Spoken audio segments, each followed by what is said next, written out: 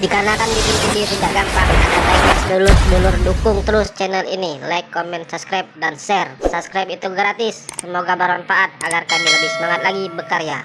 Terima kasih.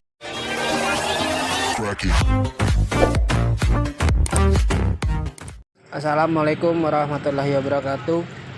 Kembali lagi bersama kami Bengkel Rumahan.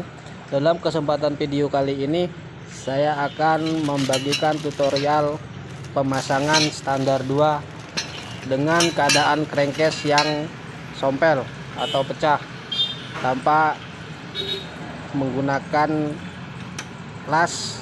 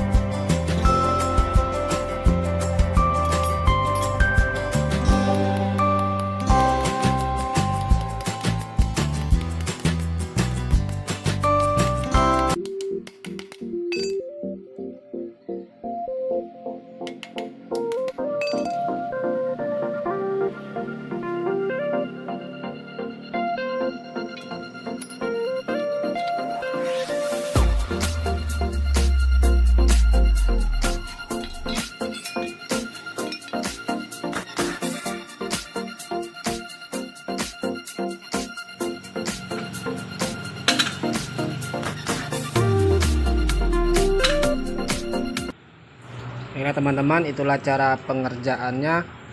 Semoga video ini bisa menginspirasi dan bermanfaat untuk teman-teman. Jangan lupa dukung terus channel kami Bengkel Rumahan.